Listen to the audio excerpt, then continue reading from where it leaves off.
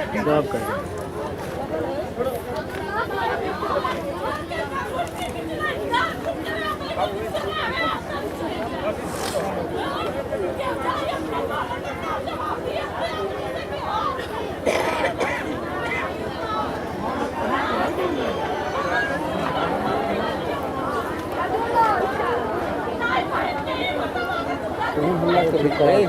देखो कौन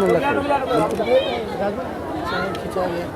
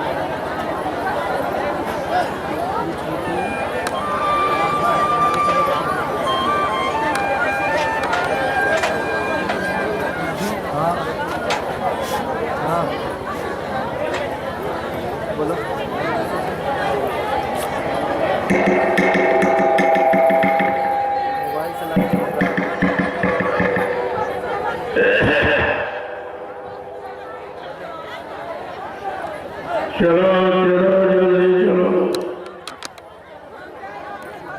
और प्रेमियों, सत्संग का समय हो गया। सब लोग सामने आके बैठो ताकि एक वचन आपकी समझ में आ जाए। सत्संग वचनों का असर प्रभाव सीधे तुम्हारे मन बुद्धि चित्त पे पड़ता है, तब ये मन अपने गुनाहों को कबूल करता। मैंने कितना अच्छा किया, कितना बुरा किया, कितना पाप किया, कितना पुण्य किया, कितना सुख किया, कितना अशुभ किया।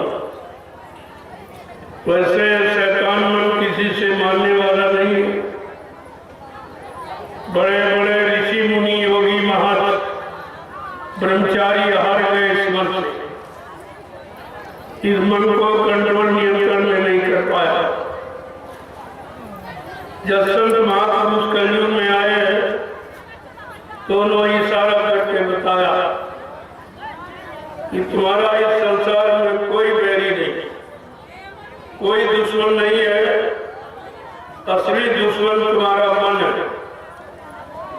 बड़ा बैरी है मन घट में, किसी को जीतना कठिना। पढ़ो तुम इसी के पीछे और सभी यत्न करना। कलयुग में आपको कोई यत्न नहीं करना, कोई पूजा पाठ तीर्थ व्रत दान हवन जप गंगा स्नान ये आपके काम आने वाला नहीं। इससे मन बस में नहीं होगा, न इससे तुम मन को कंट्रोल नियंत्रण कर सकते हो, क्योंकि ये शरीर इंद्रियों को साफ करने वाली क्रियाएं। जब पूजा पाठ तीर्थ व्रत दान हवन जप गंगा स्नान करोगे तो तुम्हारा मन शुद्ध होगा, इंद्रियां शुद्ध होगी, शरीर शुद्ध होगा, खान पान शुद्ध होगा, संग सोबत शुद्ध होगी और तुम्हारे कर्म ठीक हो गए, तब तुम संत महात्माओं को पहचान लेंगे। ये संतों के पहचान की क्रिया आते हैं वाइब्रेट करने का। ये भगवान परमात्मा खुदा से मिलने की क्रिया ये नहीं। ये जितने साधन आपने तीन युगों से किए और तीन निकल गए, किसी को कुछ नहीं मिला। मिलना बनाना तो दूर, तुमने अपने मन पर कंट्रोल नहीं कर पाया। और ये मन बड़ा तुमको ऐसे बुरे नाकिस कर्मों में लगाता रहा, जिसके कारण 4,84 लाख लड़कियों के वीरों के जन्म मरण से आपको छुटकारा नहीं मिल पाया। तो फिर आपका काम ही क्या होगा? जब जन्मते रहे मरते रहे, जन्मते मरते रहे, ये सिलसिला बंद नहीं हुआ। चाहे राजा बन जाए, चाहे धनी मानी गरीब अमीर कुछ भी बन जाओ, लेकिन ये काम आप बंद नहीं करते। बिना सदगुरु की दया के, जहाँ पर कृपा भई सदगुरु की, वही हुए निहाल और बाकी फंसे काल के गाल। जिस पर समय के बच्चे मुर्शिद सदगुरु दाता दयालु की दया कृपा मेहरबानी हो गई, वो काल माया के देश में 4,84 लाख लड़कों की योनियों से बच सकती। अंधा बचने का कोई उपाय नहीं। तो तुम तीन युगों से वही कर्म कर रहे हो जिनसे तुम्हें छुटकारा नहीं मिला, क्योंकि जब छुटकारा दिलाने वाला कोई आया नहीं, तुम्हें जन्म मरण से 4,84 लाख लड़कों के हरियों से काल माया के बनाए कर्मों के जाल से जब निकलने वाला कोई आया ही नहीं, तो तुम्हें निकालेगा। इसलिए लाज दया कोमल की क्षमता, जब संतों के हृदय में दया उठी, उन्होंने अपना सप्तलोक मंडल छोड़कर इस मृत लोक मंडल में हम सभी बाबुओं को काल माया के कर्मों के जाल में फंसा देके लेने के लिए आया। ये उनको दया, तुम्हारे तरफ किसी को दया नहीं। यहाँ जितने आए सब फंसाने वाले आए, न निकालने वाले कोई आया न कोई निकाल सका। और ये रात किसी को मालूम भी नहीं था। क्या कभी निकला भी जाता है?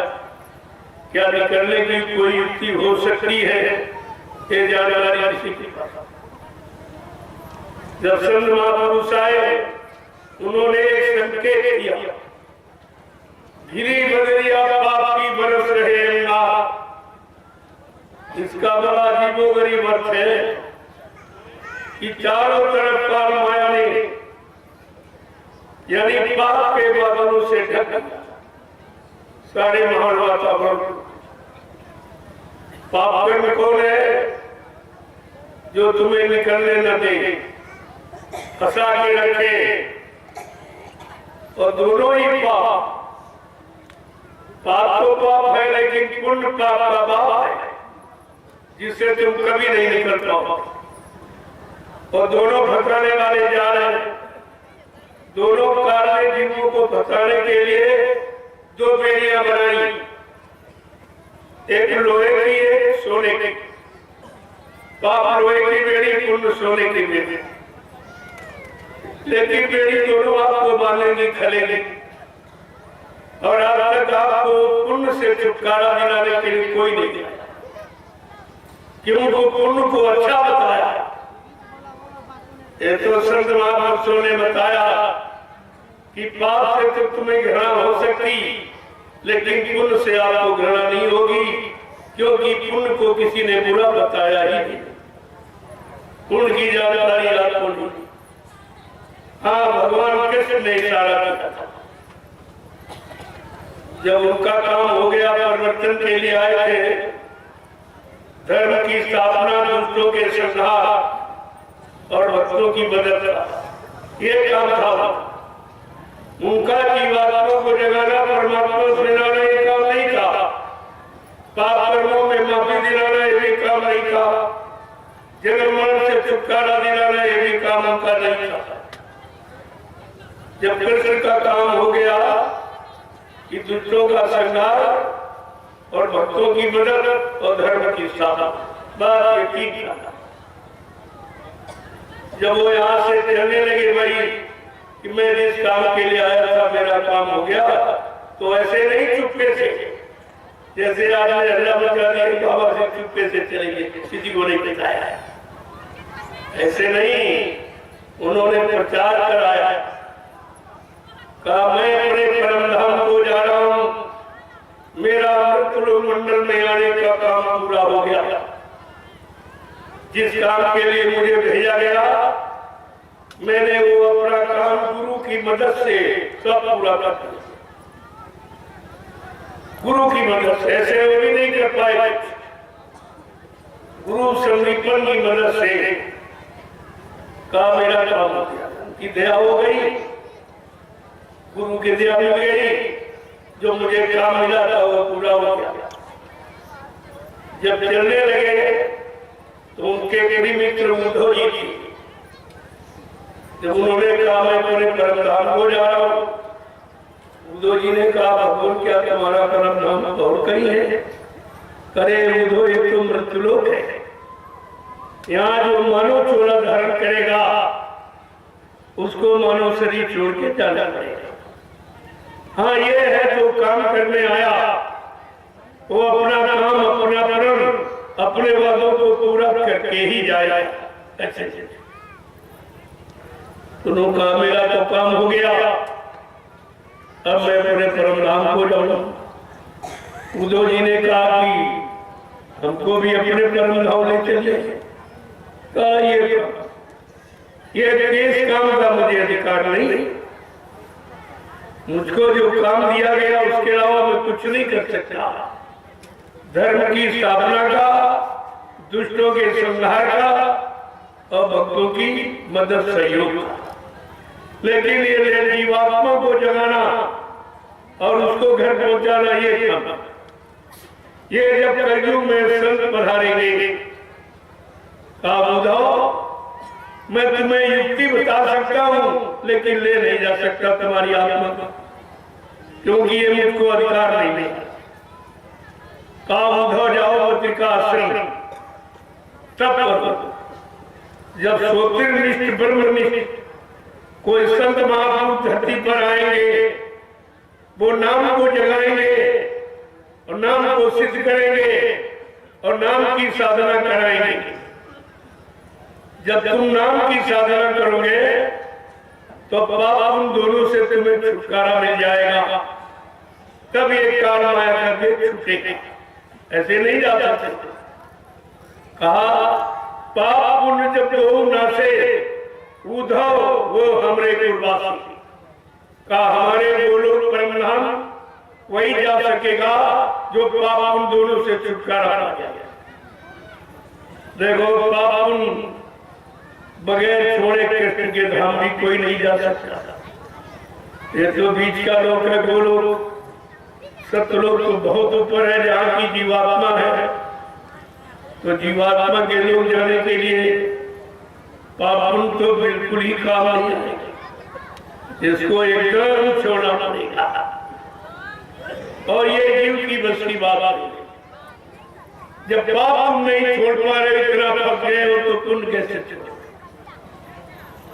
इसलिए कलयुग के जीव को हर वक्त, हर क्षण, हर पल घड़ी अपने समृद्ध दाता दयालु की दया चाहिए। बगैर दया के नहीं, वो काम दया से। जब दया गुरु की होती है, सूखी खेती हरियाली। ऐसी उनकी दया होगी तो ये सारा जो मरुस्थल हो गया है, यानी सुकून शांति के नाम पर मरुस्थल है, बिल्कुल जंगल हो गया, एकदम मतलब उसका बंजर होगी। ये काम गुरु की दया। तो सबने आधार बताया, लेकिन नाम का आधार हरियुग में रहा। जो नाम जिस मंडल मुकाम से आया, उस नाम का स्मरण करने से, सुमरन करने से, नाम को आधार बनाकर चलने से, तो वो नाम उस मंडल लोग तक जीव को पहुंचा सकता। ये नाम की निजी महिमा। लेकिन जीवात्मा तो सत्यलोक निवासिनी है। जब तक सत्यलोक से कोई नहीं आएगा, न गोलोक वाले कैसे पहुंचा सकते हैं, न साकेत लोक वाले राम पहुंचा सकते हैं, न ब्रह्मलोक वाले ब्रह्मा जी पहुंचा सकते हैं, न विष्णु लोक वाले विष्णु भगवान पहुंचा सकते हैं, न शिव लोक वाले शिव जी पहुंचा सकते, न देवलोक वाले देवी देवता पहुंचा सकते। जीवात्मा को जगाना, परमात्मा से मिलाना, उसके निज धाम लोक मंडल पहुंचाना, ये है संतों का, सद्गुरुओं का। क्योंकि वो उसी सत्यलोक सचखंड अनामी धाम से आए। कुछ सत्यलोक से भेजे गए, कुछ अलग लोक से आए, कुछ अगम लोक से आए। जब इनको लोग भूल गए, सत्यलोक वाले संतों को, अलग लोक वाले परम संतों को और सद्गुरुओं को जब सब भूल गए, तब अनामी महाप्रभु को स्वतः मानव चोला धारण करके अपनी बार सत्यलोक मंडल पर आना। इसीलिए लोगों, इनका परिचय लोगों के पास अनामी महाप्रभु यहाँ कभी नहीं है। यहाँ गुरु आए, संत आए, सदगुरु आए। जब गुरु की बात, संतों की बात, सदगुरुओं की बात जीवों ने नहीं मानी, नहीं समझा, तब मालिक को स्वतः मानव चोला धारण करके सत्यलोक मंडल पाना था। जब मालिक खुद आया है, इसलिए उसको किसी की सहयोग की आवश्यकता है, किसी से परामर्श सलाह लेने की जरूरत नहीं है। वो अपना जो काम करने आया है, कार्य जो काम करने आया है, वो परिवर्तन की भूमिका स्वयं बनाएगा। उसको किसी की सलाह लेने की आवश्यकता नहीं, और यहाँ कोई सलाहकार है भी नहीं। क्योंकि जितने संत आए, सतलोक सचखंड से आए, लेकिन वो अनामी महाप्रभु से मालिक स्वतः आया, तो मालिक को किसी से परामर्श लेने की क्या जरूरत? वो तो मालिक ही, और वो प्रभु है। मृत्युलोक से लेकर सत्यलोक अनामी धाम तक प्रभु की ही सत्ता है। जब सत्ताधारी स्वतः मानव चोला धारण करके मृत्युलोक मंडल पर आ गया, फिर उसको किसी की सलाह से लेने की क्या जरूरत? इसलिए उन्होंने ऐसा वादा किया कि मैं परिवर्तन करने आया हूँ, परिवर्तन करके ही जाऊंगा। हमको किसी की जरूरत आवश्यकता नहीं। मेरा एक काम परिवर्तन का, न दूसरा कोई कर सकता, और न हमको कोई रोकने वाला यहाँ पैदा हुआ। कितना बड़ा चैलेंज है, लेकिन आप बच्चों को समझ ही नहीं पाए। क्योंकि संत बचन अटपटे, झटपट लगे तो कोई, जो झटपट लगे तो चटपट दर्शन, तो सब दिखाई देंगे। जब आप समझ जाओगे, बच्चों को अपना लोगे, अपने जीवन में उतार लोगे, तुम्हारा जीवन बच्चों के अनुसार बन जाएगा, और काम लोगों अहंकार से बच जाएगा, सुरक्षित हो जाएगा। तब कहिए जीवात्मा के कल्याण के बाद की शुरुआत की। ऐसे थोड़ी हो जाएगा। ऐसे हो जाता तो बड़े ऋषि मुनि जंगलों में चले गए, वो तो काम गुरु से दूर रहे, लेकिन फिर भी कुछ नहीं, क्योंकि वह हठ योग था। हठ योग, कर्म योग, सांख्य योग, मीमांसा योग, इनसे काम नहीं। ये अन्य युगों के योग है, लेकिन कलयुग में नाम योग, शब्द योग, सूरज शब्द, तो कोई नाम नहीं, बगैर इसके जीवात्मा का कल्याण। इस योग की जरूरत है कलयुग, नाम योग की, सूरज शब्द योग, तब जीवात्मा जगेगी, परमात्मा से मिलेगी, हमेशा के लिए काल माया के देश से छुटकारा पा जाएगा। लेकिन लोगों ने इस बात को समझी नहीं पाया, इसीलिए बाबा जी को कितनी मेहनत करनी, क्योंकि जानकारी आप पहले से थी नहीं, ऐसी शक्ति कोई आई नहीं थी जो इस तरह का काम करती। तो उनको इसीलिए अपने काम करने का पूरा परिचय ये सब देना था कि मैं किस काम के लिए आया हूँ और कौन सा काम करके जाऊंगा, ताकि मेरे प्रेमियों को कोई शंका संदेह मेरे बारे में ना हो। लेकिन फिर भी सब भूल गए, बताने के बाद भी भूल गए। जब कह दिया कि मैं कलयुग को भगाने आया हूँ, क्या ये काम कोई कर सकता? कलयुग ने सबको समेट के रखा, सबको बांध के रखा, अपने कंट्रोल नियंत्रण में रखा, अपने अनुसार सबको कलयुग की करनी में यानी बांध के रखा, तो इसे कौन जीत सकता? काल बड़ा बरियार माने जबरदस्त, और इतना जबरदस्त है कि जिसको कोई ऋषि मुनि योगी महा, कोई अवतारी शक्तियां, कोई ज्ञानी ध्यानी विज्ञानी उसका कुछ नहीं कर पाया। उस काल के लिए सम्राट माली ने क्या कहा? मैं कलयुग को भगाऊंगा और सतयुग को लाऊंगा, सबको न्याय सुरक्षा रोजी रोटी की व्यवस्था बना के दूंगा, सबको शाकाहारी बनाऊंगा, सबकी जीवात्मा को जगाऊंगा, परमात्मा से मिलाऊंगा और अपने जगाए नाम रूपी जहाज पर बैठा कर इन जीवात्माओं को इनके घर पहुंचाऊंगा। प्रेमियों, ये कितना बड़ा काम और कितने युगों का भूला बिछड़ा काम जो कोई नहीं देख पाया। इसीलिए जो किसी की समझ में नहीं आया कि बाबा जी ये क्या कहते हैं, कोई मतलब नहीं समझ में आ रहा। कलयुग सलयुग की बात किसी ने कभी कही नहीं और कलयुग भगाने की ताकत किसी में थी नहीं, क्योंकि सब हर युग में कलयुग जबरदस्ती से रहा। जब ये सतयुग में रहा तो इसने झगड़ा करवा दिया, बाप बेटे में प्रहलाद और हिरण्यकश्यप, और ये जब त्रेता में घुसा तब इसने भाई भाई को लड़वा दिया, रावण और विभीषण में झगड़ा करा दिया। यही कलयुग जब द्वापर में गया तो मामा भांजे कृष्ण और कंस में झगड़ा करा दिया। प्रेमियों, आज तो पूरा ही कर देते, आज उसी का राज है। किसी के राज में, किसी के हुकूमत में, किसी के अधिकार में रहकर आप कुछ नहीं कर सकते। तुमको उसी के अधीन रहना पड़ेगा, उसका गुलाम बन के रहना पड़ेगा।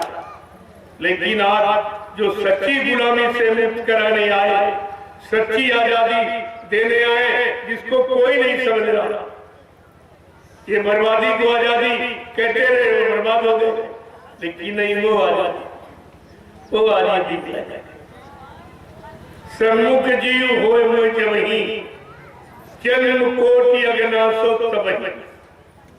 जब कभी जीव मेरे सम्मुख आगे खड़ा हो जाएगा, जन्म जन्मांतर के पापों को नष्ट करके उसकी जीवात्मा को जगाकर सीधे घर पहुंचाता था। ये कितना बड़ा काम है, लेकिन आप समझ नहीं पाए। रामचरितमानस उसी विरक्त संत की है जो गृहस्थी में विरक्ति धारण कर, गृहस्थी में रहकर विरक्त हो गया और प्रभु को प्राप्त कर लिया। उन्होंने सोचा गोस्वामी जी महाराज ने हमने तो बड़ी मुसीबत से पाया है, चलो कलयुग के जीवों के लिए सरल कर दूं। तो उन्होंने अपना पूरा साधना का अनुभव रामचरितमानस के रूप में लिख करके सब उत्तरकांड में लिखी।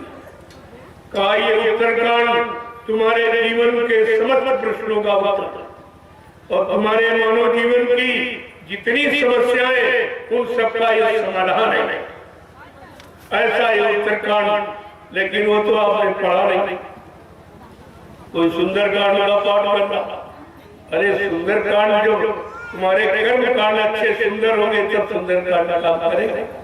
तुम्हारे कर्म कांड खराब तो सुंदरकांड बेचारा क्या करेगा? एक कागज वाला थोड़ी काम करेगा, वो तो कर्म है। वो कर्मों की उन्होंने पहचान लिखी है कि मानव के सच्चे कर्म क्या है, मानव का सच्चा धर्म क्या। अभी तक किसी ने आपको यही नहीं बताया कि मानव का कर्म क्या है। किसी विद्वान से पूछो तो यही कहेगा कि मानव कर्म क्या है। कहते पूजा करो, पाठ करो, तीर्थ करो, कर्म। मानव धर्म अगर पूछो उससे तो यही कहेगा पूजा करो, पाठ करो, तीर्थ करो, व्रत करो, हवन जब कभी गंगा स्नान करो। अरे प्रेमियों, करो माने कर्म है तो धर्म कहा चला। करो माने कर्म और धरो माने धर्म।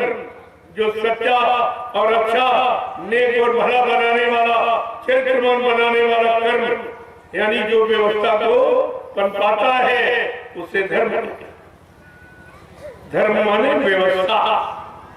ये बात आज तक किसी ने आपको नहीं बताया कि धर्म माने व्यवस्था होती है और व्यवस्था बुरे कर्मों से बिगड़ती है, अच्छे कर्मों से व्यवस्था पनपती है, दोनों की। ये तो इसीलिए तो धर्म प्रधान तो नहीं लिखा गया, लिखा कर्म प्रधान। उन्होंने कहा, वो भगवान राम ने स्पष्टीकरण दिया कि कर्म प्रधान ने विश्व रची राखा और जो जस कारी ये सब तस फल चाखा। कहा मैंने कर्मों का आधार पर सारे विश्व की रचना, धर्म के आधार पर नहीं, कर्म के आधार पर सारे विश्व की रचना की है और कर्म प्रधान है। जैसा कर्म करोगे मैं वैसा ही फल दूंगा। ना मैं घटा बढ़ा सकता, ना मैं खत्म कर सकता, न पुण्य कर्मों से पाप कर्मों की अदला बदली कर सकता। ऐसा नहीं, दोनों का अलग अलग, अच्छे का अच्छा और बुरे का बुरा। और उन्होंने स्पष्ट किया है भगवान राम ने कि शायद कलयुग का जीव कहीं शंका में नहीं फंस जाए, तो उन्होंने स्पष्ट क्या कहा कि काल ने मैं दिन कर भ्याता और सुबह आंसू बेकर्म फल दाता। कहते मैं महाकाल के हुक्म से इस काल नगरी में मैं धर्म की स्थापना, दुष्टों के संहार और भक्तों की मदद के लिए आया, उनके हुक्म से आया। ये अपनी इच्छा से नहीं, किसी के भेजे हुए। और अनामी महाप्रभु स्वतः अपनी इच्छा से आया। इसीलिए तो लोगों की समझ में नहीं आया, क्योंकि जितनी शक्तियों का जो परिचय आपको इतिहास मिला है वो काल शक्तियों का है, दया शक्ति का कोई इतिहास। और जो आए वो गुप्त रूप में आए। कबीर साहब से लेकर इन 750 वर्षों में जितने संत आए सब गुप्त संत। उनके पास कोई गया, श्रद्धा सेवा भाव प्रेम देखा तो कान में नाम बता सारा। और जिसने मान लिया उनको अपना लिया और उनको पूरा मान लिया, उनको पहुंचा दिया। ऐसी बात नहीं, लेकिन एक तरफ से नहीं, ऐलान करके नहीं। ऐलान नहीं किया कि मैंने जिनको नामदान दिया है उन जीवात्माओं को जब तक घर नहीं पहुंचा दूंगा मैं मानव शरीर को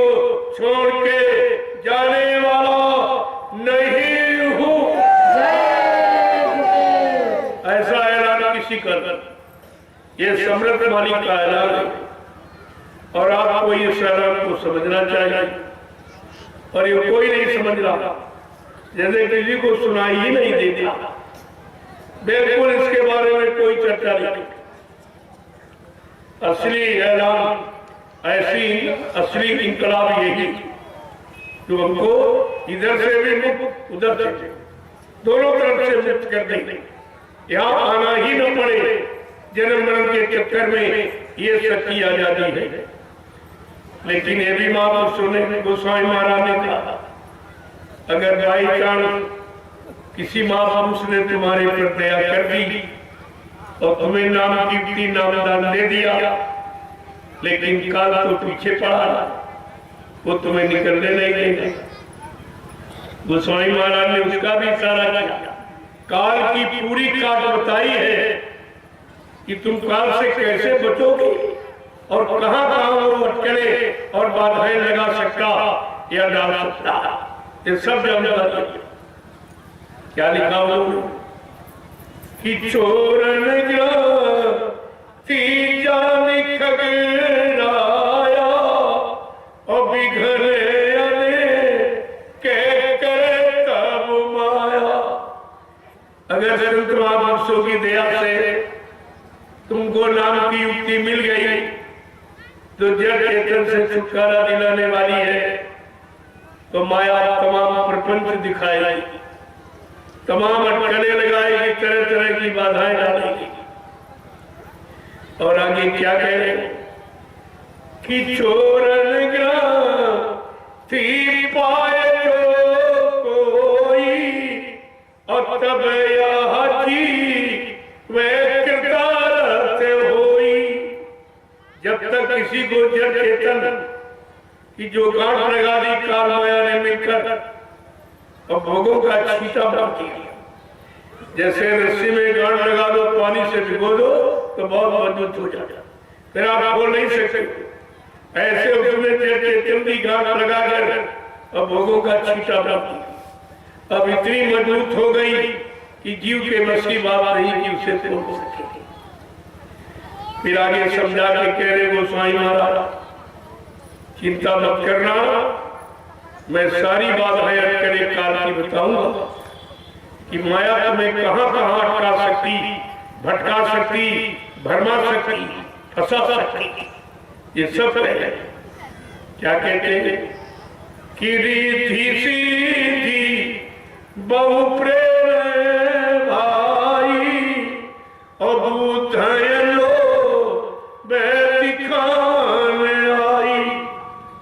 कि माया अपनी शैलियों को आदेश दी कि जाओ, हमको काल ने आदेश दिया है कि अपने शैलियों से कहो जाकर के इस जीव को रोके, ये सद्गुरु की शरण में आने न पावे, वचन सुनने न पावे, नाम की कमाई करने न पावे, परमात्मा की सेवा में लगने न पावे, ये तुरंत यहाँ से निकल जाएगी।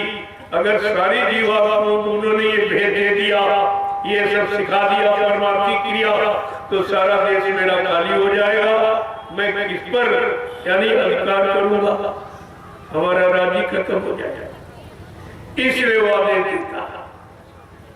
लेकिन संत मददगार है, उनके पास काल माया का पूरा काट है, लेकिन जब उनकी बात तुम मानो तब तो तुम सुनते ही नहीं हो, मानना तो बहुत उनकी बात।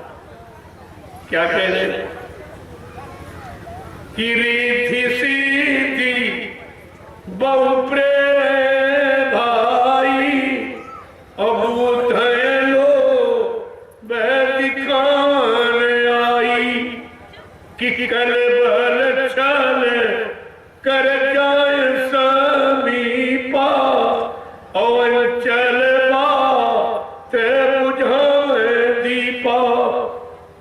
कार्य दिया सिद्धिया बहुत प्रपंच करेंगी, तरह चलेगी, बुद्धि को लोभ लालच देंगी।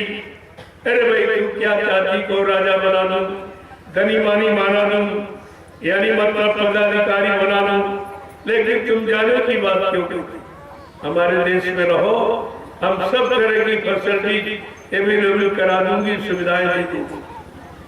लेकिन गोस्वामी महाराज क्या कहते, इतने लालच में अगर सदगुरु की सूरत नहीं, सदगुरु की शरण में नहीं गई और सदगुरु से नाम का ज्ञान नहीं लिया और नाम की कमाई नहीं की, परमार्थी सेवा में नहीं लग पाई, अपने सदगुरु पर विश्वास नहीं किया आत्मसमर्पित भाव से, तो वो फंस सकती।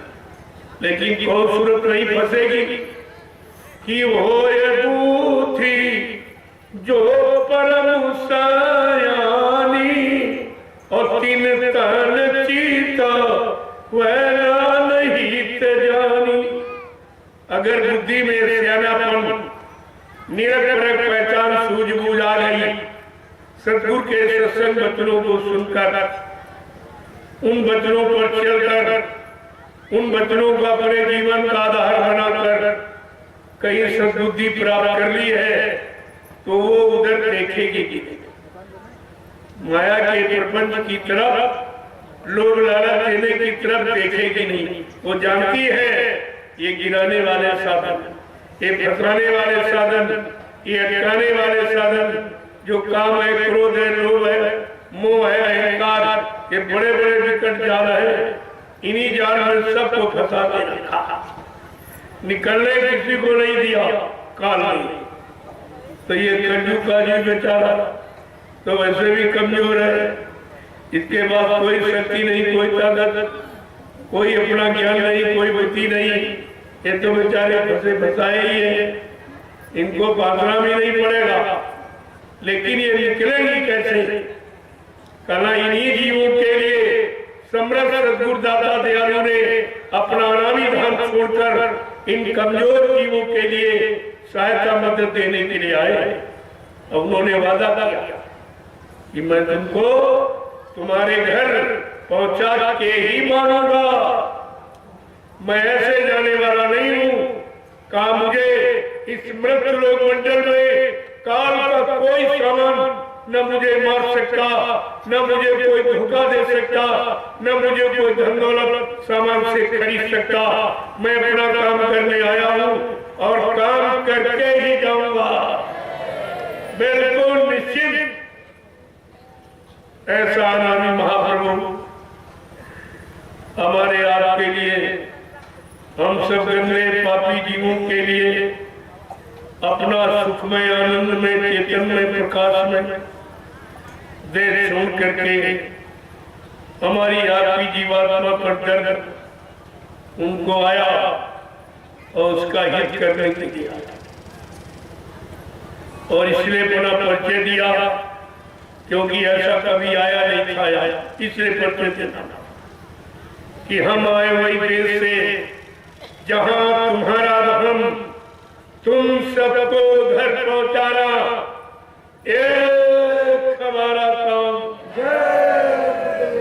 ऐसा राम ने भी नहीं कहा, कृष्ण ने ऐसा वादा, यानी किसी भी शक्ति ने इस तरह का वादा मृत लोक मंडल पर नहीं किया।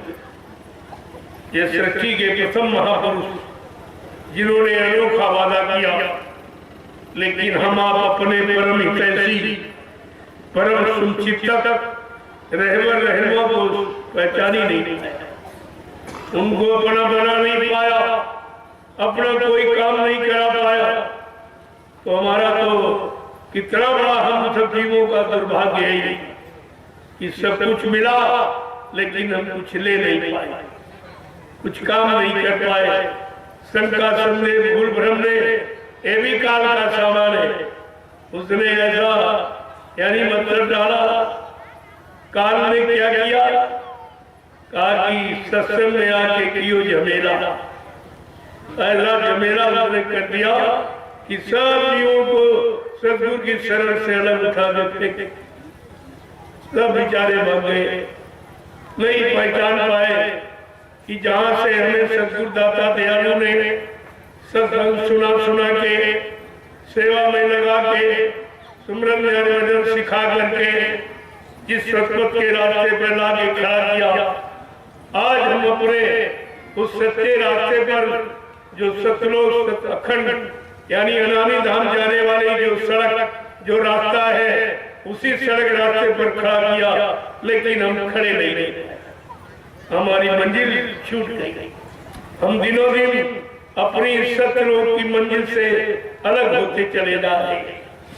जरा सा भी इनको विचारों को विचारा नहीं आया, जबकि बराबर इशारा किया। केवल 10 ही दिन छोड़े गए थे तो तुरंत आपको संदेश दिया कि कहीं आप भ्रमित न हो जाए, लेकिन 10 दिन में उसने अपना खेल किया, सबको हटा दिया, सबको भगा दिया, अरमान परमान सब खत्म, मतलब यानी सब यानी समाप्त, कुछ नहीं बचा आपके पास। 10 दिन के अंतराल में सब, क्योंकि 18 मई 2012 और 28 मई 2012 से मैंने अभियान शुरू किया, लेकिन 10 दिन में तुम बिगड़ गए, 10 दिन में तुम हट गए, बह गए। इतना कम, इसका मतलब 60 साल तुमने कुछ सीखा ही नहीं। 60 साल की कमाई और 10 दिन में कमाई, तुम्हारे पास कुछ नहीं रहा, कोई वचन नहीं, कोई वादा नहीं, कोई संकल्प नहीं, कोई प्रतिज्ञा नहीं, कोई गुरु की दया नहीं, कुछ भी तुम्हारे पास नहीं बचा। तब तुमने खोती तरह से, अगर कहीं 2-4 महीने निकल जाते तो कोई बचता ही नहीं जो काल के बाद निकल। उनको तो कहा नहीं कि तुमको अपनी चिंता नहीं है, लेकिन हमको तुम्हारी चिंता है, क्योंकि हमने तुमको नामसाल किया। देखो कितनी बड़ी, इसको फिक्र चिंता कहते हैं, इसको जिम्मेदारी कहते हैं, इसको दया कहते हैं। लेकिन ये भी तो तुम नहीं समझ पाए। कहा तुमको अपनी चिंता नहीं, लेकिन तुमको हमको तुम्हारी चिंता है, क्योंकि हमने तुमको नामदान दिया। नामदान गड्ढे में ढकेलने के लिए नहीं दिया जाता, नामदान जीवात्मा के कल्याण, क्योंकि पहली बात तो पकड़ते नहीं है, लेकिन जिसको पकड़ लेते उसको छोड़ते नहीं। कहा कि तुम कितना प्रयास करो, कहीं भग जाओ, कहीं चले जाओ, लेकिन वो डोरी तो मेरे हाथ में है जो नाम डोर है। तुम डोरी से कहाँ लग, डोरी से पतंग लग नहीं। जब डोरी से लग कोई काट देगा तब तो हो सकती, अन्यथा डोरी से पतंग जब तक जुड़ी रहेगी, कितने कहीं दूर चली जाए, लेकिन वो डोरी में जिसके हाथ में है वो पतंग को समेट कर अपने पैर के अंगूठे पर पदनक। कितनी बड़ी बात है, लेकिन संकेत को कितने लोग समझ पा रहे हैं कि पदनक में रखने। श्री गुरु पदनक मणिगन ज्योति सुमिरत दिव्य दृष्टि ही होती। गुरु के दाहिने पैर चरण का जो अंगूठा, उसका अग्रिम भाग, ये मुख्य है, इसी को प्रणाम किया जाता। छुआ नहीं जाता, प्रणाम किया जाता। प्रणाम से क्या होता है, उसकी धार तुम्हारे तक जाता, और छूने से धार वापस। इसीलिए प्रणाम किया जाता है, चरण को पैर छुए से। दोनों की बड़ी महिमा है। अब जी बेचारा जानता तो है नहीं, और कहो तो मानता नहीं, क्योंकि कभी ऐसा सुना नहीं था, ना ऐसा किसी ने बताया, न पदनक का किसी ने वर्णन किया, न चरणों की महिमा किसी ने बताई। ये भी नहीं कहा कि मुक्ति कहाँ रहती है, आज तक किसी ने नहीं बताया। ये तो सम्राट माली ने कहा रे भाई, मुक्ति यहाँ कहीं नहीं रहती, न पत्थर में, न कागज में, न पानी में, न तीरथ में, न मूरत में। मुक्ति कहाँ रहती? मुक्ति संत चरण की दासी, मुक्ति संतों के चरणों में दासी बनकर, यानी जो वो चाहेंगे उस मुक्ति, जिसकी चाहेंगे उसकी मुक्ति करानी, क्योंकि उनके हाथ में दासी के रूप में मुक्ति उनके इशारे पर काम। लेकिन हम लोग इसे समझ नहीं पाए और किसी ने बताया नहीं, और बताया गया तो आपने कोई ध्यान ही नहीं दिया। तुम तो कथा वार्ता समझते हो, चलो सुन लेंगे मेरा चला जाएगा।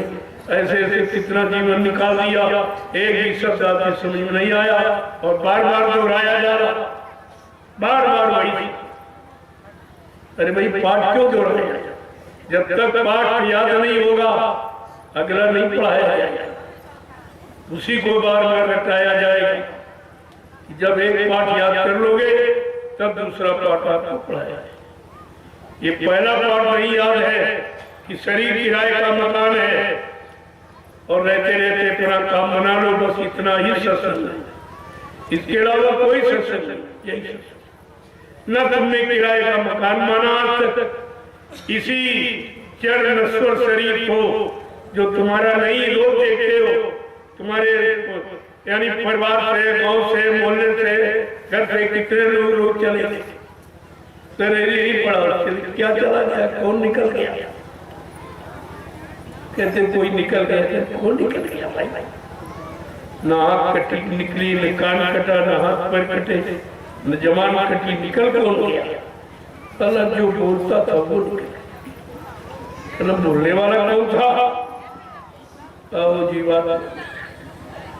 जब मतलब यानी जीवन खत्म हुआ तब जीने का ढंग आया, सब समाप्त हो गया, तब कहते जीवात्मा निकल गई। अरे भाई जिसके लिए ये शरीर तुम कहते हमारा हमारा रिश्ते नाता, ये जोड़ा वो जोड़ा और ये सब जोड़ गाड़ के आपने रखा और जरा देर में खत्म, तो किसके कारण खत्म? कहो जीवात्मा। इसका मतलब जीवात्मा से ही चलता था, जीवात्मा के कारण तुम्हारा था। अगर जीवात्मा होती तो आप तुम उसे अपना मानते। कभी नहीं कहते ये हमारा पति नहीं, हमारा भाई नहीं, हमारा बाप नहीं, हमारा बेटा नहीं, कभी आप नहीं कहते। लेकिन जीवात्मा के निकल जाने के बाद सारे रिश्ते ही समाप्त हो जाते, शरीर से प्रेम वो सब खत्म। अगर पहले ही समझ लो अरे ये जड़ है, ये किसी दिन निकल साथ छूट जाएगा, और इसी में फंसकर अगर समय खराब हो गया तो कुछ नहीं। प्रेमियों यही कहा गया कि शाकाहार बड़ा कठिन है।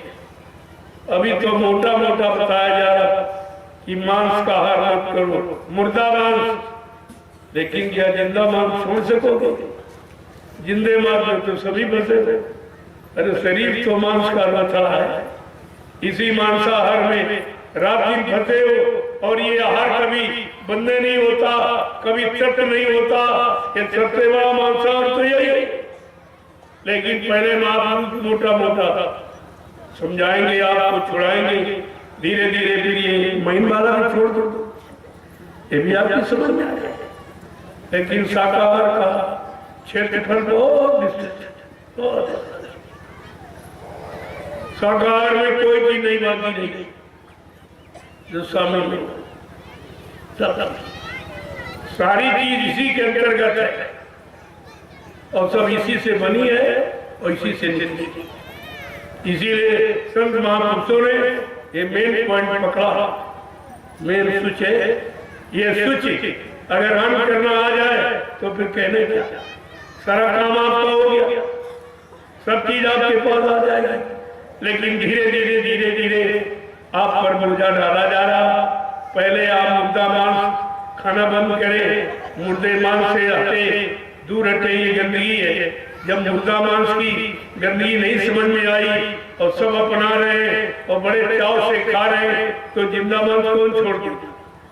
ये तो कोई नहीं छोड़ पाएगा। इसका तो परित्याग करना बड़ा मुश्किल है। इतने धीरे धीरे सब समझ में आपके आ जाएगा। लगे रहोगे, पड़े रहो दरबार में धक्का धनी के खाओ, कबहू दीन दयाल के भनक पड़ेगी खाना। बड़ा विस्तृत है इसका। अगर पड़े रहोगे तब भी कभी न कभी तुम्हारा काम हो जाएगा। लेकिन तुम पड़े कहाँ? पड़े रहे, खड़े रहे, तुम बकड़े रहे, सब छोड़ के चले गए। बड़े ज्ञानी ध्यानी वक्ता प्रवक्ता, बड़े अध्यक्ष मंत्री, सब कुछ नहीं, सब खत्म हो गया। एक लीला में सारा खेल चलता था, न कोई अध्यक्ष दिखाई दे रहा, न कोई मंत्री संतरी, कुछ नहीं, कोई वक्ता प्रवक्ता का कुछ नहीं, कोई आदर्श साधक कुछ, कोई भक्ति, कोई गुरु भक्त, गुरु चेला, गुरु शिष्य का कुछ नहीं। तो तुम्हारे पास बचा ही क्या? फिर इतने दिन की मेहनत आपकी सब बर्बाद हो गई, गाने बजाने के चक्कर में पड़े रहते। बात को तो समझते नहीं है, जो कहते हैं उसको भी नहीं जानते। हम क्यों कह रहे हैं? इसका कहने का मतलब दूसरे के लिए नहीं, पहले अपने पर घटित करो, तब तुम दूसरे को पर घटित करके उसको भी ठीक बना दोगे। जब तक तुम अच्छे नहीं बनोगे, तुम दूसरे को अच्छा बातों से नहीं बना सकते। सुनाने उड़ाने से कोई अच्छा नहीं बनेगा। क्या किताबें महात्मा बना रही? तो आपको ये करना चाहिए, जब कोई महान आत्मा मिलेगी, उनके वचनों को मानोगे, उनके सहन में इशारों को समझोगे, तो वो तुम्हारी आत्मा को महान का मतलब ये छोटे से काल माया के देश से छुटकारा दिलाकर, और महान दो वो है सत्यदेव सबसे बड़ा, वो मान दीजिए वहां की आत्मा, इसलिए उसको महान, वो महान आत्माओं का देश। आत्मा एक बिंदु, महान आत्मा एक सागर। अभी ये आत्मा क्यों कही जा रही? क्योंकि ये शरीरों में एक बिंदु के रूप में है तो उस सागर का, लेकिन सागर में जब पहुंच जाएगी तब फिर वे परमात्मा स्वरूप हो जाएगी।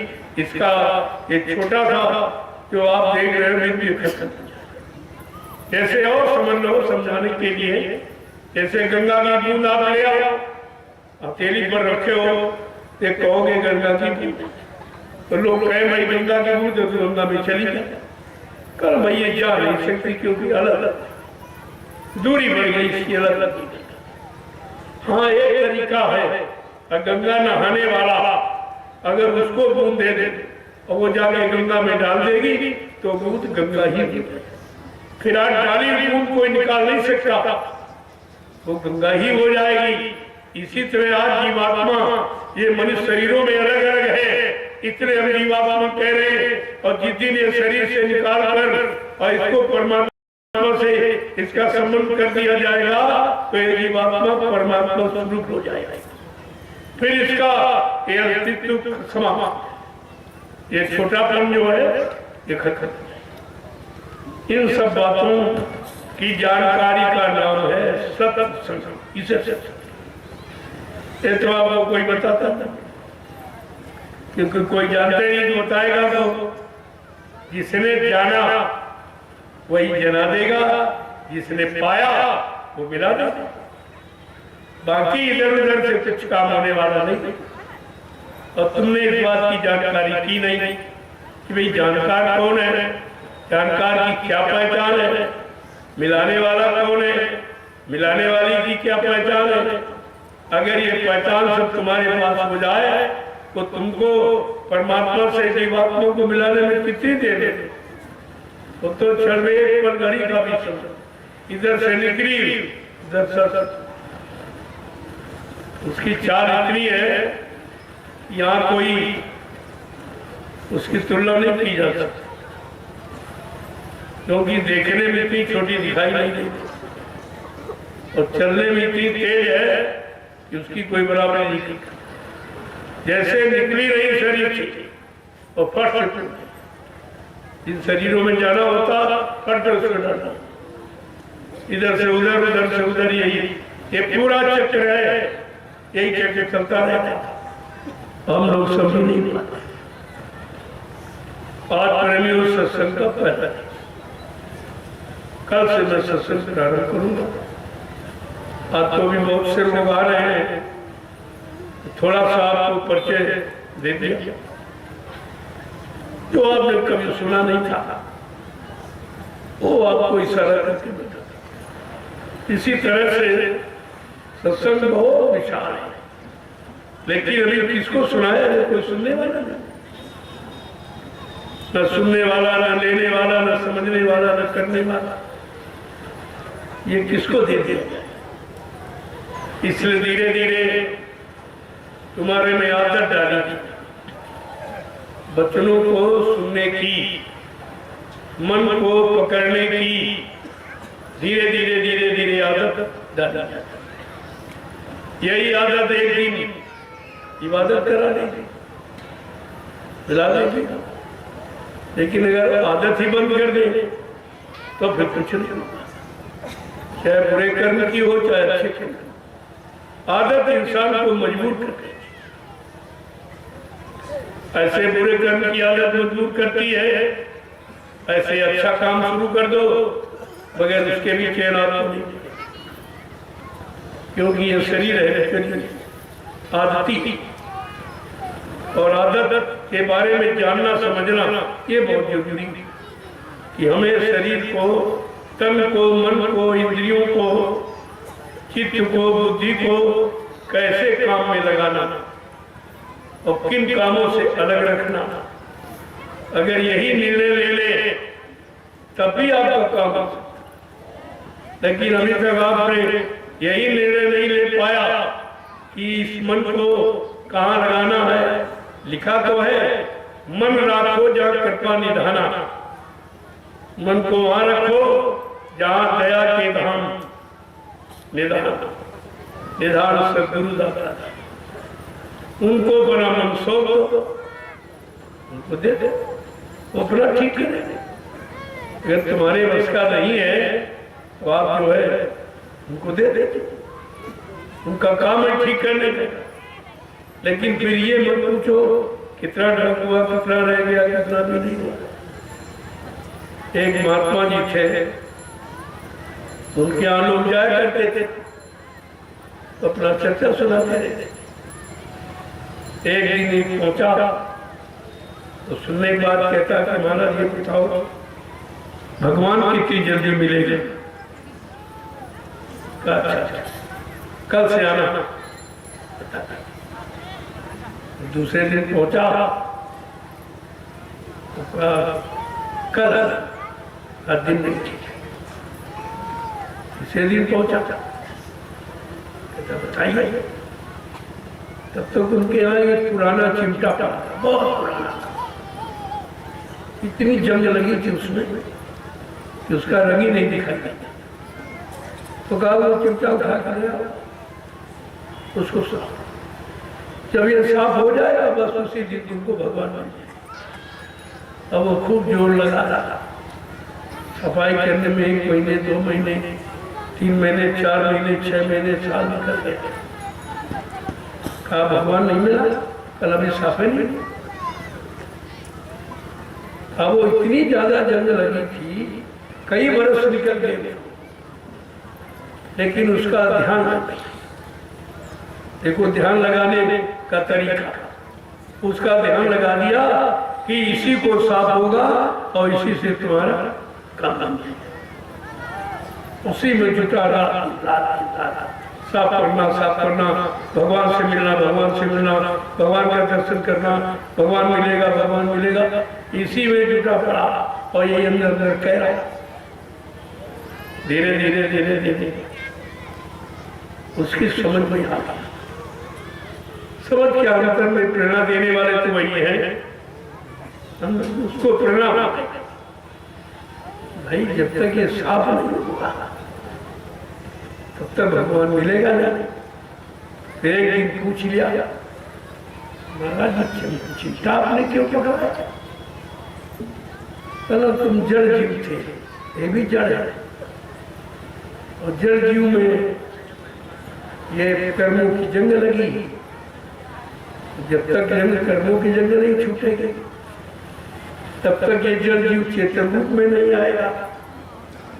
उसी तरह तुमको हमने जड़ में लगाया, जड़ को साफ करो और धीरे धीरे तुम्हारा लगाव हो जाएगा, तुम्हारा मन एकाग्र हो जाएगा कि हमको चिमटा साफ करना है, बस इसी से भगवान मिलेगा और कहीं भगवान। देखो सब जगह से मन हटा दिया, एक एकाग्र बिल्कुल कर दिया। स्थिर प्रज्ञता इसी को स्थिर प्रज्ञ बना दिया, अब उसी में जुट गया। फिर उन धीरे धीरे जब कई वर्ष बीत गए, अब उसका मन स्थिर हो गया, तब तो अंदर कुछ ज्ञान होने लगा। उसने चिपटा तो रख दिया, कहा अब इसका कारण बताइए, ये चिमटे से हमारा क्या संबंध है? कहा हाँ संबंध है और नहीं भी है। कल क्या है?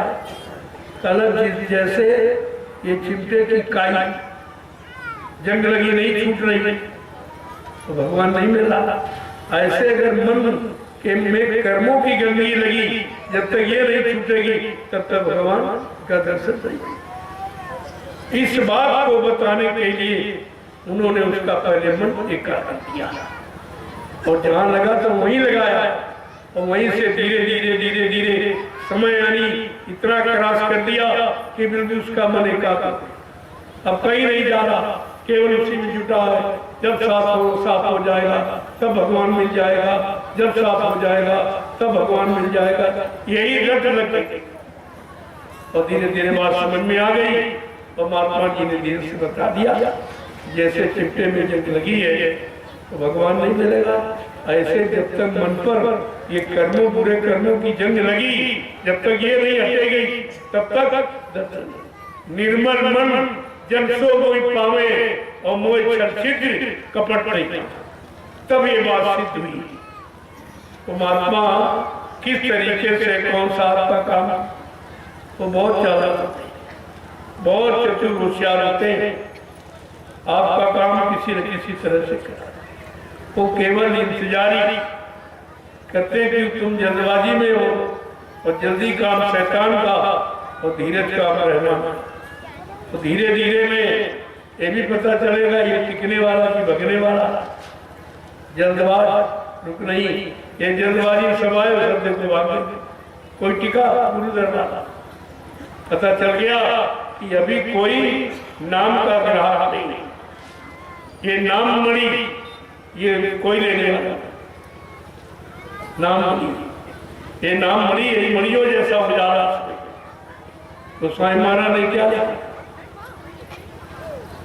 कहा कि नाम दीप मणि देह देहरी द्वार गोस्वामी भीतर बाहिरे जो चाह किया। जैसे चिराग को मकान की देहरी पर रख दो तो अंदर भी उजाला और बाहर भी उजाला, ऐसे ये मनुष्य मंदिर देह की देहरी ये जहाँ बेंदी लगाती महिलाएं चंदन पुरुष लगाता, यहाँ पर अगर नाम रूपी चिराग रखना आ गया, नाम का स्मरण अगर यहाँ से तुमने प्रारंभ कर दिया सुमरन तो देर नहीं लगेगी उजाले।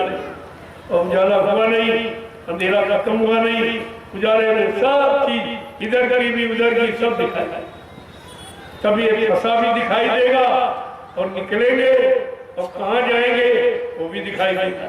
बस वहीं से आपने निर्णय ले लिया, अरे ये तो फंसने वाला सामान था, असली सामान तो उधर है। लेकिन जब दोनों का अनुभव होगा तो कितना इशारा उन्होंने किया, नाम दीप मणि देह देहरी द्वार और गोस्वामी भीतर बाहर जो। अगर अंदर बाहर प्रकाश माने सत्य ज्ञान अगर पाना चाहते हो तो यहाँ पर नाम जो नामदान मिला है उसका स्मरण स्मरण जब यहाँ से होगा तब मन इधर उधर नहीं। जब तक नीचे यहाँ पर बैठ के कर रहे आप तो मन तो यहाँ बैठा हुआ, वो नीचे लोगों में चला जाएगा, कहीं झगड़े में चला गया, कहीं पत्नी में चला गया, कहीं पति में चला गया, कहीं बच्चों में चला गया, कहीं धंधे में, कहीं व्यापार में बन जाएगा। लेकिन यहाँ पर पहुँचाने के बाद फिर मन इधर उधर करेंगे। तो कितना बड़ा इशारा दिया। अब इशारे को तो वही समझे समझदार के लिए इशारा होता, और समझदारी लोगों में रही नहीं, सब खत्म हो गया। इसलिए एक एक बात को सत्संग में, ये गणतंत्र दिवस की पावन मेला, ये आध्यात्मिक और भौतिक दोनों ये संदेश आपके लिए, क्योंकि शरीर के लिए भौतिक बात जरूरी है और आत्मा के लिए अध्यात्म दोनों की आवश्यकता। जितनी ज्यादा जरूरत आप शरीर के लिए समझ रहे हो तो रात दिन जुटे पड़े हो, ये मिल जाए, ये मिल जाए, ये मिल जाए, ये मिल जाए, ये शरीर के लिए तो कर रहे हो इंतजाम, और ये मालूम कि शरीर जड़, जब जड़ के लिए इतना इंतजाम करते हो तो चेतन के लिए तो फिर सोचे नहीं आप। जीवात्मा चेतन है, शरीर जड़, जड़ के लिए रात दिन इसी को खिलाने में, पिलाने में, सजाने में सारा समय तुम्हारा जा, ये मालूम है ये तुम्हारा नहीं, एक दिन ये तुम्हारे हाथ से चला जाए। जब चला जाएगा तो इसके पीछे क्यों पड़े?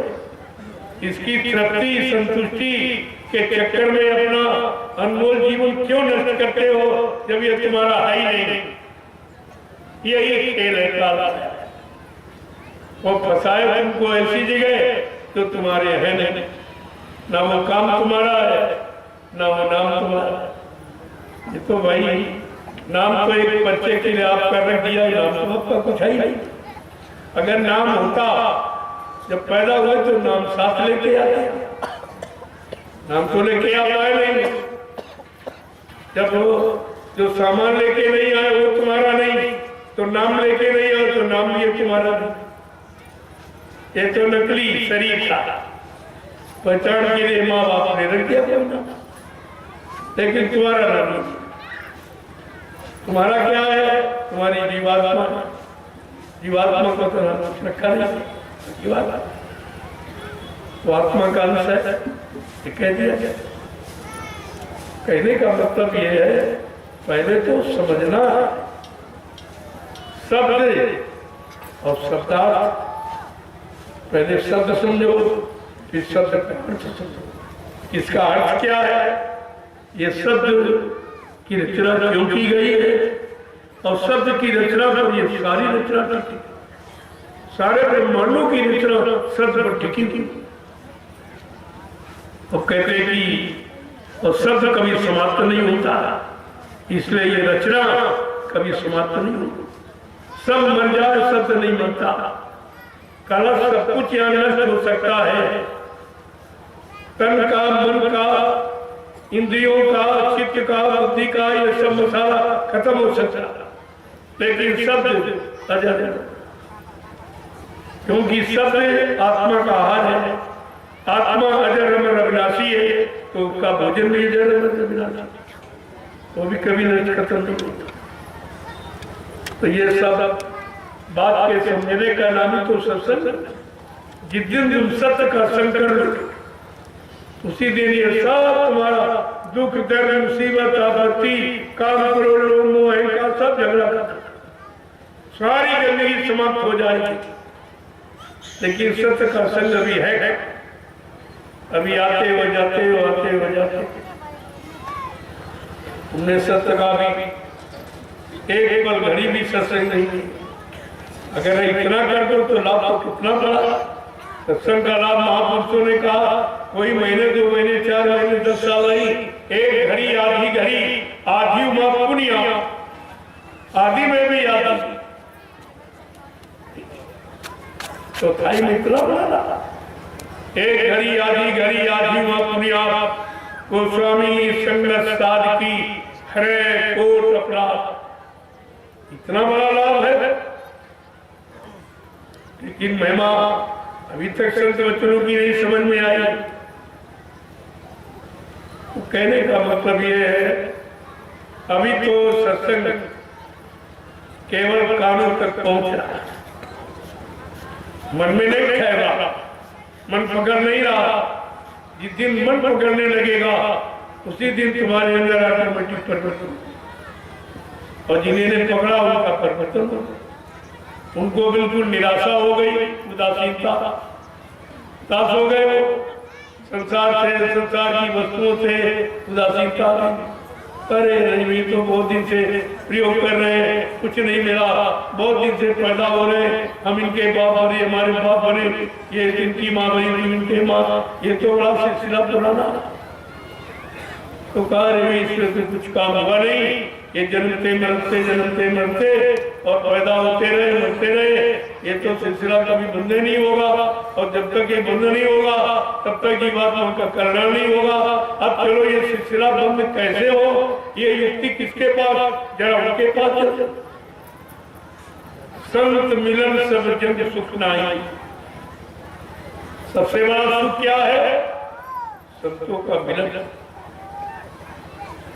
अगर संत मिल जाए इससे बड़ा कोई सुख नहीं, लेकिन मिल जाए। देखना मिलना नहीं, सुनना मिलना नहीं, छूना मिलना नहीं, उनके अनुसार चलना, उनके वचनों में अपने आप को मिला देना, वचनों के अनुसार अपने आप को बना देना, अपना जीवन उसी में ढाल देना, उसको कहते हैं संत वचन सब सुख जग लाना। और नहीं दरिद्र सब दुख लगना, और दरिद्रता के समान कोई दुख नहीं। और सब दरिद्र, सब में दरिद्रता माने गंदगी, और गंदगी भरी मन में, तन में, इंद्रियों में, भोगों में, इनमें, उनमें, कहीं पर स्वच्छता, निर्मलता, पवित्रता तो किंचित मात्र है। फिर भी संत माता तुमसे विरोध नहीं रहेगा कि भाई तुमको छुएंगे नहीं, तुमको देखेंगे नहीं, तुम्हें बताएंगे नहीं, तुम्हें सुनाएंगे नहीं। गंदा होता हुआ जीव वो कोई जीव से परे है, क्योंकि उनका संबंध जीवात्मा से वो गंदी है, वो नहीं देगा। तन मन गंदा हुआ, मन गंदा हो गया, इंद्रियों में फंस गया, इंद्रियां गंदी हो गई, भोगों में फंस गया, और शरीर गंदा नष्ट हो गया भोगों की गंदगी से।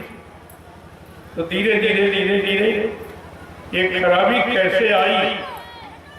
क्योंकि जब जीव पैदा हुआ तो बिल्कुल ऐसा कुछ लेके नहीं आए, कुछ नहीं की, कोई गंदगी नहीं थी, न परिवार की, न समाज की, न मन की, न तन की, न इंद्रियों की, न भोगों की, किसी तरह की कोई गंदगी थी। एकदम पाक साफ निर्मल पवित्र था। उन्होंने धीरज से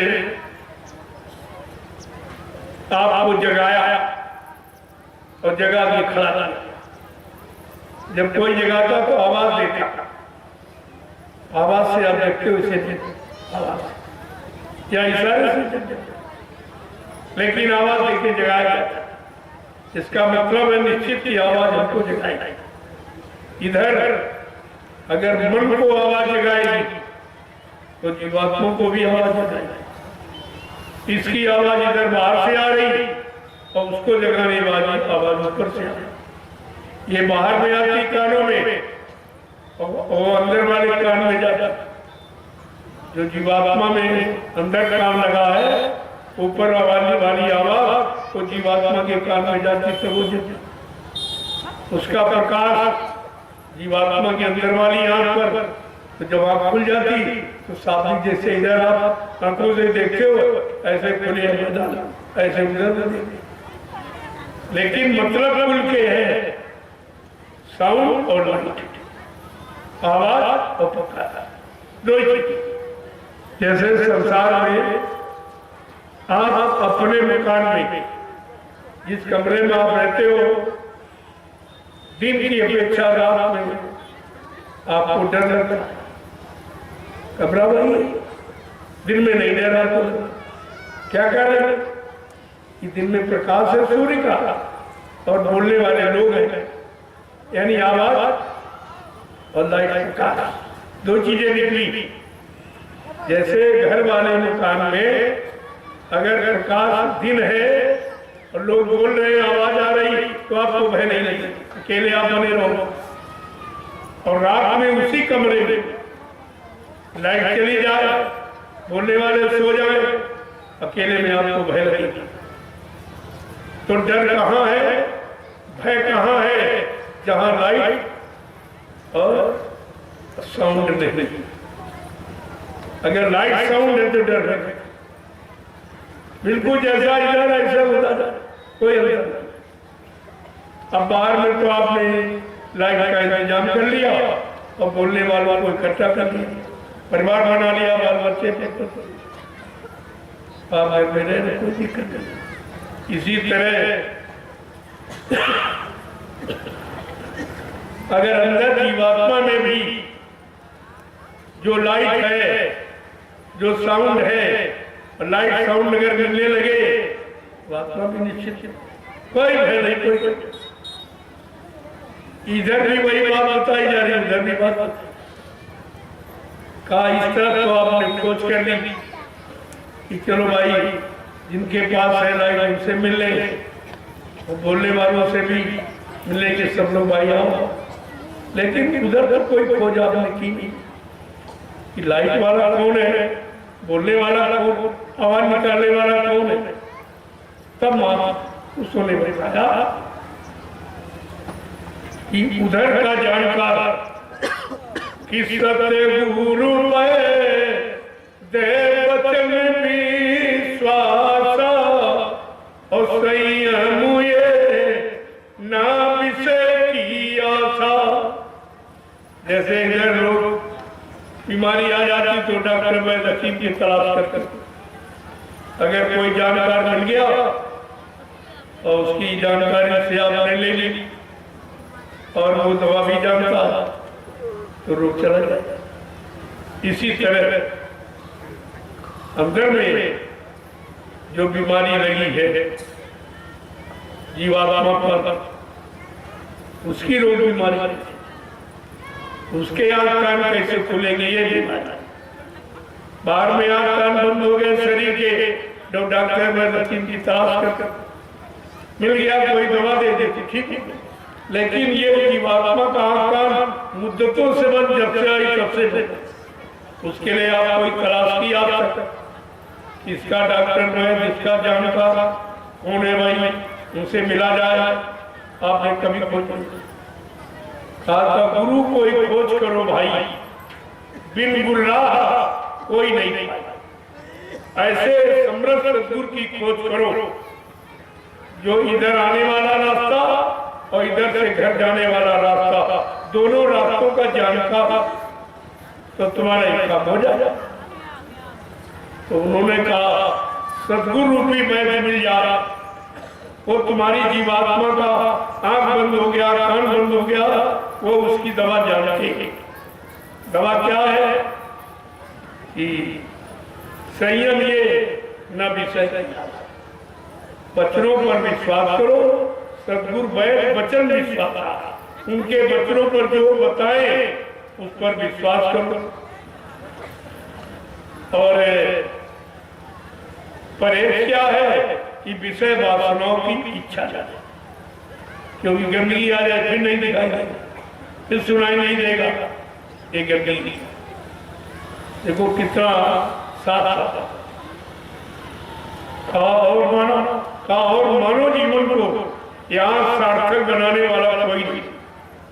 सब तुम्हारे शरीर से संबंध करने वाले, शरीर की शक्ति को नष्ट करने वाले, मन को खराब करने वाले, इंद्रियों को चलायमान करने वाले हैं, लेकिन तुम्हारा बनाने वाला कोई नहीं।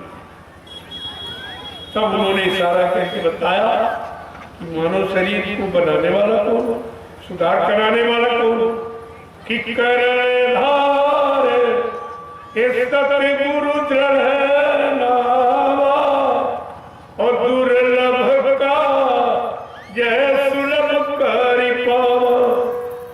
जिन्होंने अपने जीवन का मार्गदर्शक, पथ प्रदर्शक, डायरेक्टर सद्गुरु को बनाया, उन्होंने अपना ये मानव जीवन सार्थक, वो अपना जीवन सार्थक कर लेते और जो जीव उनसे जुड़ जाते उनका भी सार्थक।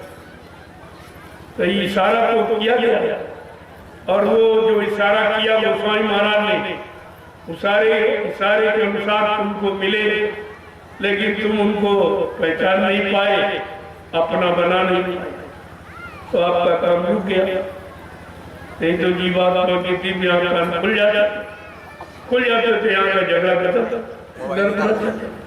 मोबाइल निकाल, देखो कितना बड़ा नुकसान हो गया। एक तो कोई आए नहीं, और जो आए उनको आप पहचान पाए नहीं, धोखा ये हो गया। और उसी धोखे के कारण ये कितना बड़ा नुकसान, और अब भी हो रहा।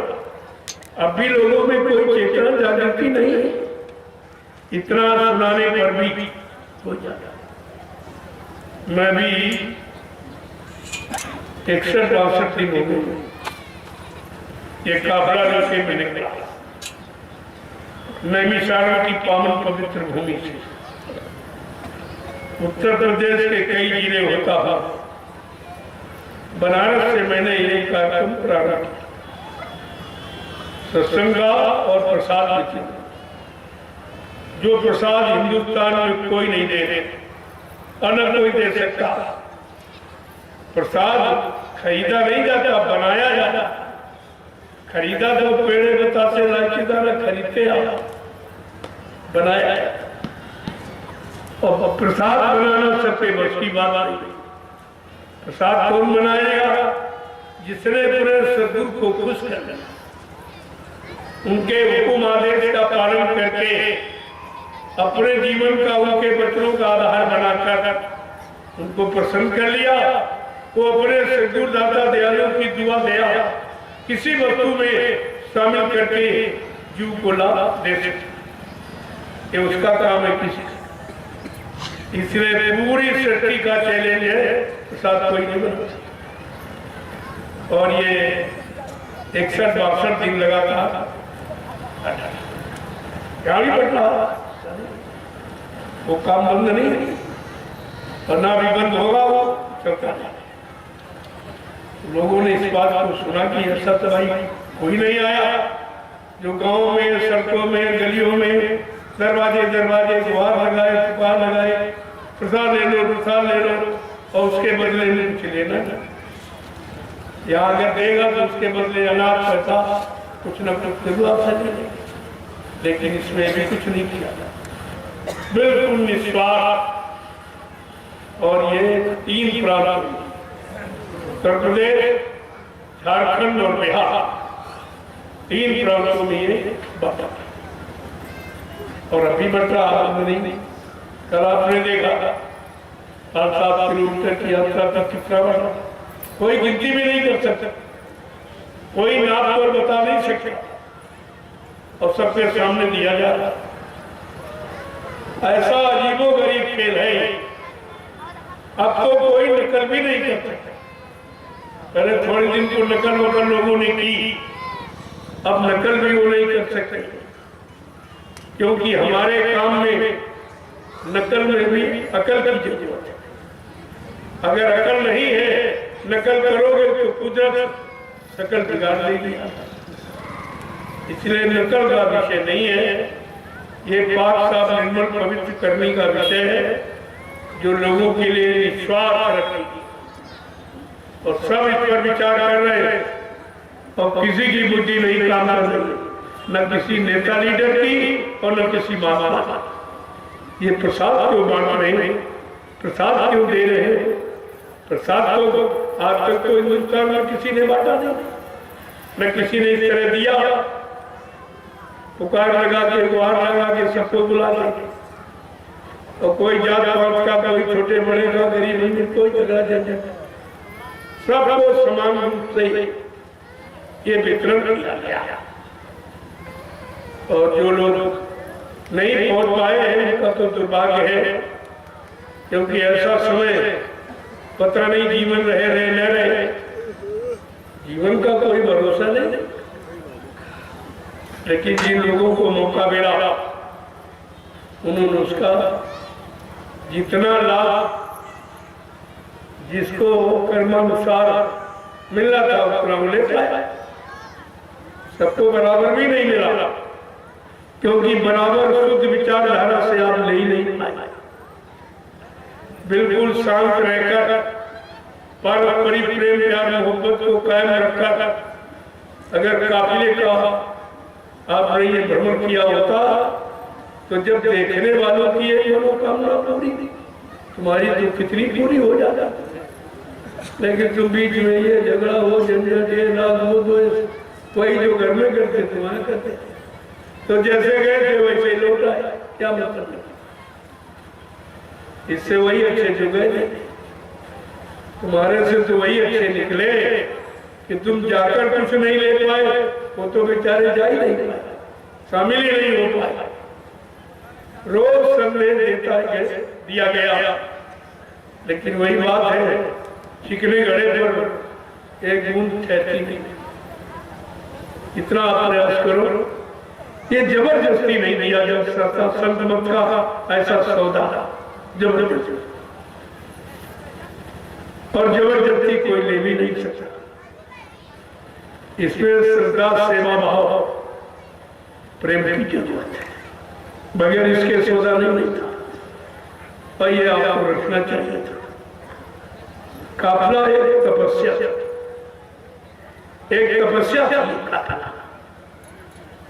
ऐसे भीषण सर्दी में लोग रजाई के अंदर ठंड महसूस कर रहे थे और ये प्रेमी सड़कों पर चल रहे थे।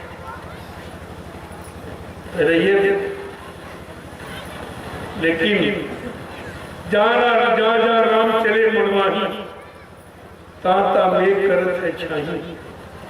ऐसा नहीं, एक काफिला चला तो बड़ा एकदम वातावरण ठंड का कहीं नामो निशान। ये तो अभी थोड़ा सा इधर जब भी मोतिहारी में आया, वहां से थोड़ा सा माहौल ठंड का कोयरा वगैरह दिखाई दिया, वैसे कहीं नहीं। फिर भी प्रेमी बड़े उत्साह से। तो तपस्या में तो थोड़ी बहुत तो परेशानी अगर नहीं होगी तो फिर कर्म कैसे कटेंगे? तो कर्म काटने के लिए कुछ न कुछ तो शारीरिक दंड बनाया ही गया। लेकिन आप चार रूप से सब अपने धीरे धीरे समापन में आ गए। वैसे इसका पूर्ण समापन वो निमिषा जहां से चला वही वो 5 फरवरी काफिले का समापन दिवस और जो अपनी जिसके मतलब अधिकार में ये काफिला चला है, ये गुरुदेव आध्यात्मिक वैचारिक विचार समिति के राष्ट्रीय कार्यालय का उद्घाटन है और संत रविदास जी की पुण्य पावन पवित्र जयंती 3 महापर्व है, वहां पर इसका समापन। हमने चलो भाई जो लोग नहीं जा पाए तो समापन में शामिल, उसको लाभ आपको मिल ही जाएगा। तो ये इसीलिए यहाँ एक 5-7 दिवस यहाँ पर जो रखा गया था कि चलो इसी में लोग देवरिया में आ जाए तो उनका भी कुछ ना कुछ हिस्सा बन जाए काफिले का। तो आपको 5-7 दिन का काफिले का लाभ मिल जाएगा। वो तो सबके लिए लाभ था। अब जितना जिसने समय दिया, सहयोग दिया, उतना उसको लाभ मिलेगा। वहां तो बिल्कुल एकदम धर्म काटा लगा उतना सब। जय गुरुदेव, जय गुरुदेव। ये जानकारी सबको दे दी जाए कि 3 दिवसीय आध्यात्मिक सत्संग समारोह 65 दिवसीय काफिले के समापन दिवस का और जय गुरुदेव आध्यात्मिक वैचारिक विचार समिति के राष्ट्रीय कार्यालय के उद्घाटन और संत रविदास जी की पावन पुण्य, ये 3 महापर्व पर जय गुरुदेव आध्यात्मिक ज्ञानाश्रम श्री रामशाला सीतापुर उत्तर प्रदेश में कार्यक्रम। तो 3 दिन आपको सत्संग मिल जाए, क्योंकि आप काफिले में शामिल सही नहीं हो पाए। तो चलो 3 दिन को मिल जाएगा और 5 दिन ये 1 सप्ताह तो आपका हो ही जाएगा। जय गुरुदेव,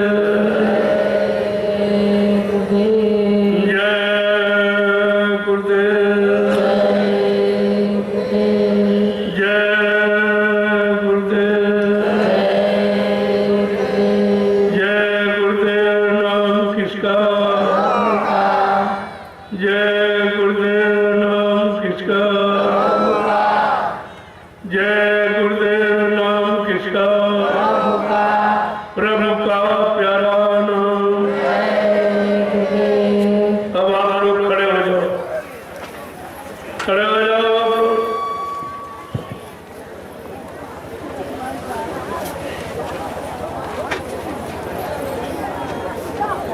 देखो कल से बिल्कुल नियमित समय पर सत्संग प्रारंभ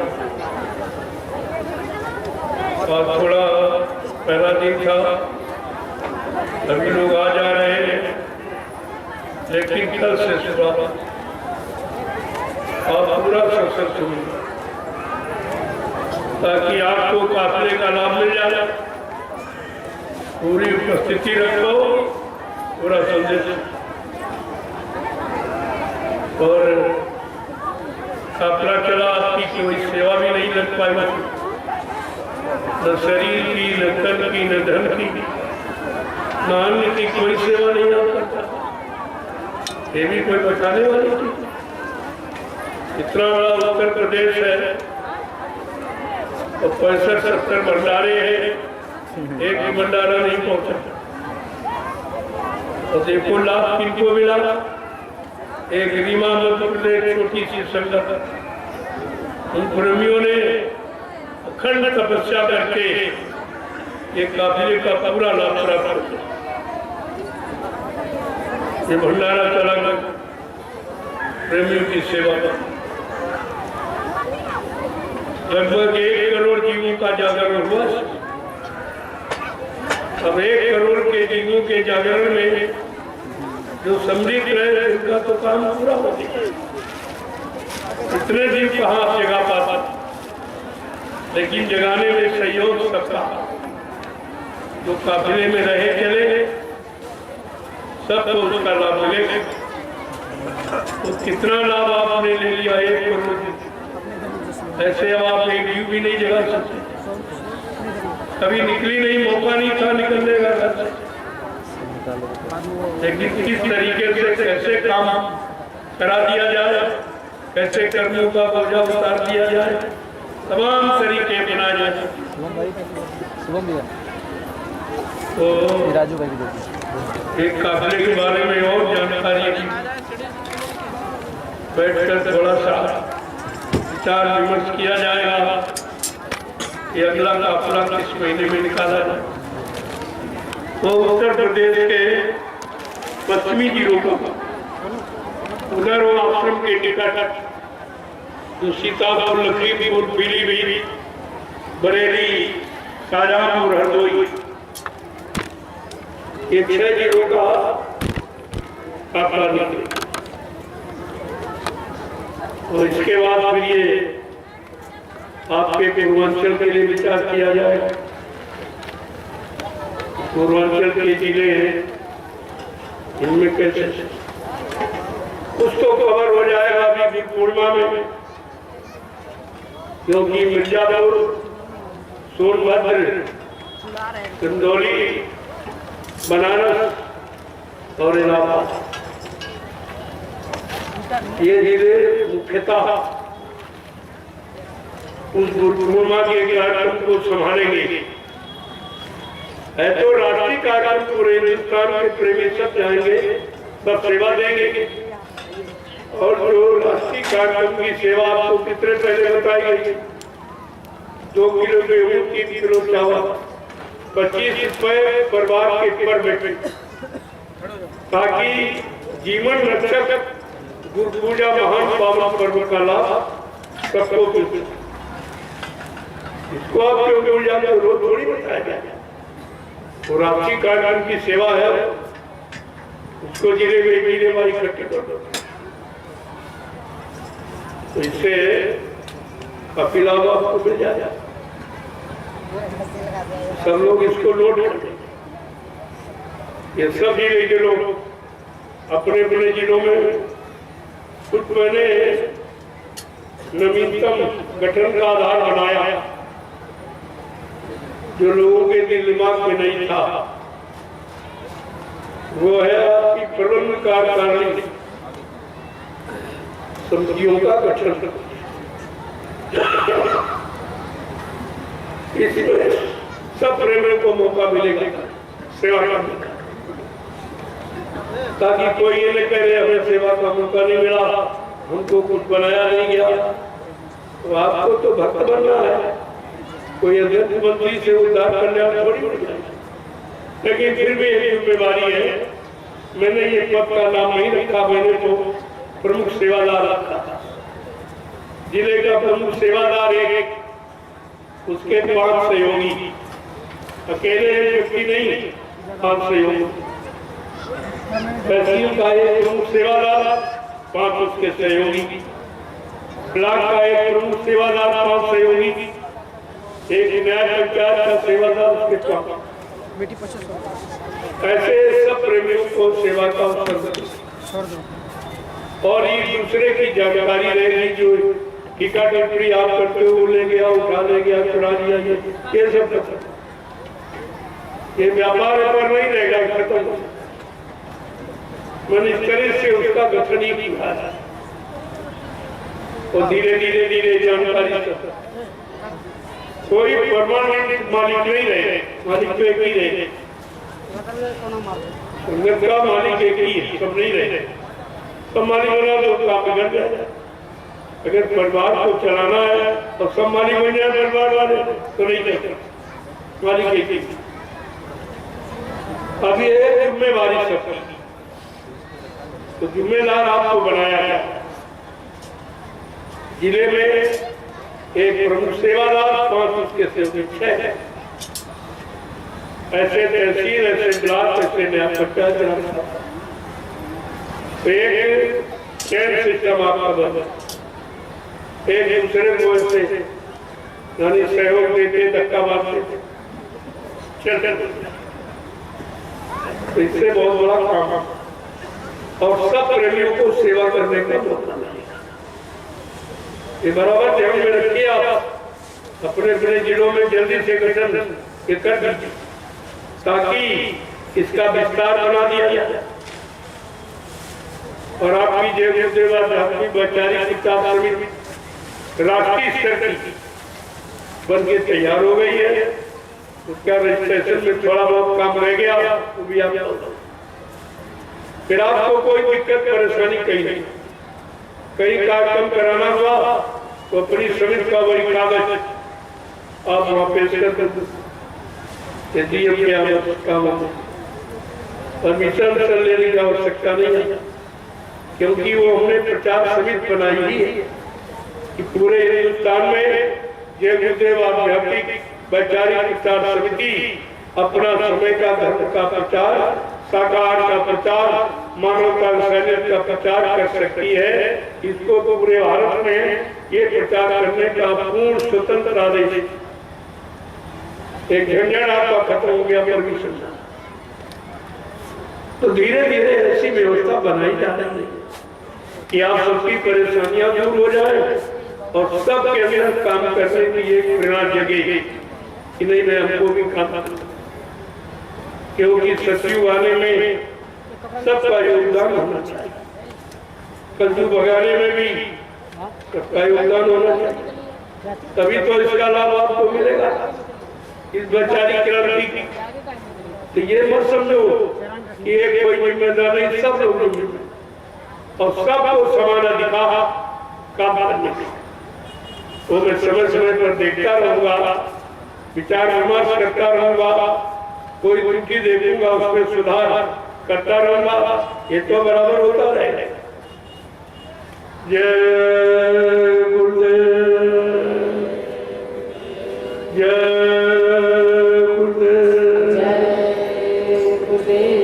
जय गुरुदेव नाम किसका, जय गुरुदेव नाम किसका, जय गुरुदेव नाम किसका, प्रभु का प्यारा नाम, जोर से बोलो, सब मिल बोलो, बोलना होगा, अभी से बोलो, दुख दर्द हरेंगे, सब कष्ट मिटेंगे, सुख शांति भी देंगे,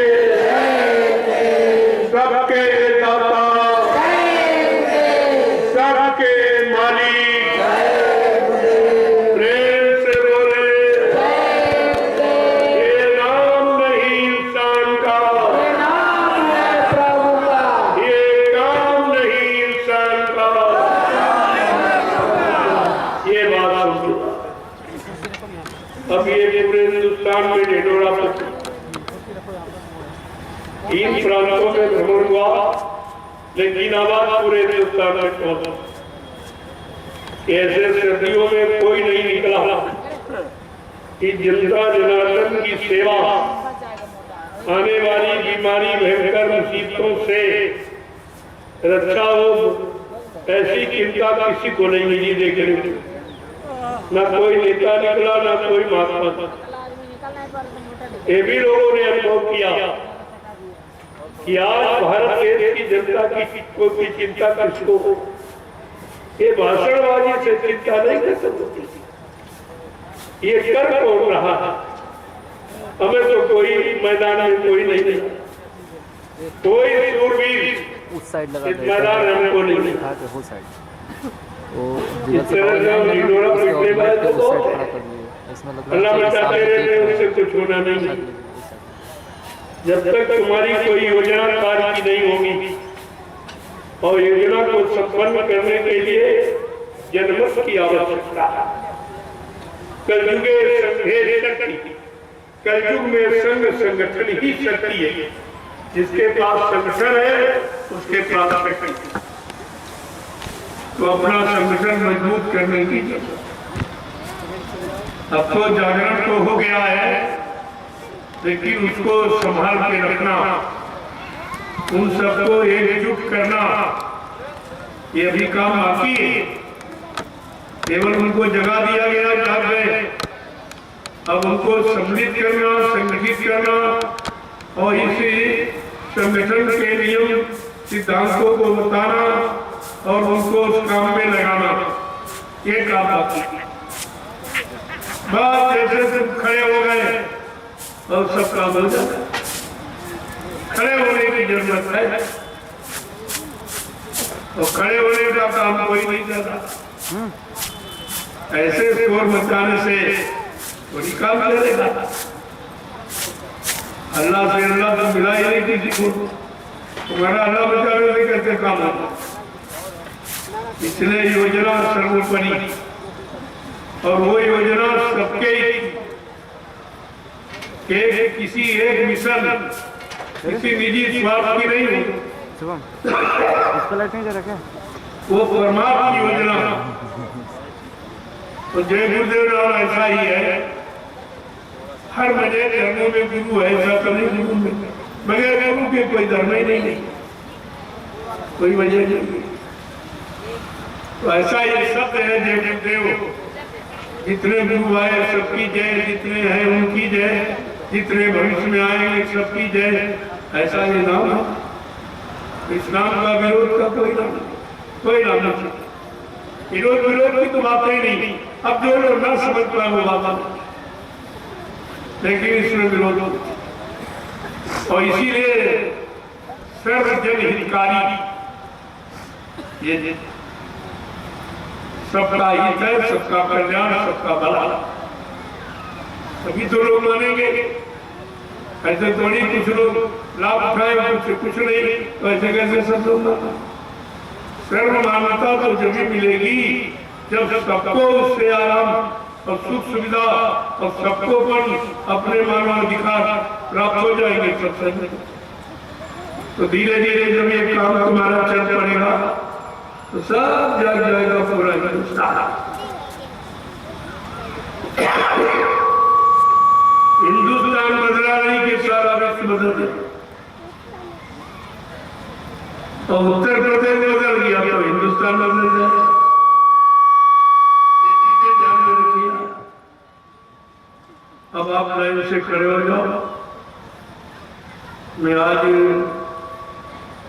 सत्संग के शुभारंभ पर सबका दर्शन करूंगा, सबको प्रणाम करूंगा और प्रसाद से शुभ, क्योंकि सबसे मिलना मुक्ति के अंदर तो अपनी जगह नहीं है। तो एक व्यवस्थाएं बना दी गई, लाइन से सबसे मिलती। जय गुरुदेव।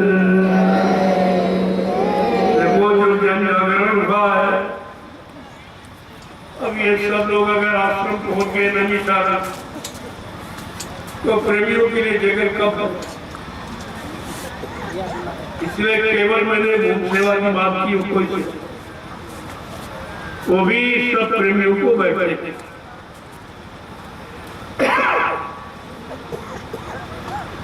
कोई अपने लिए मैंने कुछ नहीं कहा, हमें तो कुछ नहीं चाहिए, मैं क्या करूँ, लेकिन आपके लिए चाहिए, बैठने के लिए, लेटने के लिए, भोजन के लिए, सत्संग सुनने के लिए, दिशा मैदान के लिए, नहाने धोने के लिए जगह के।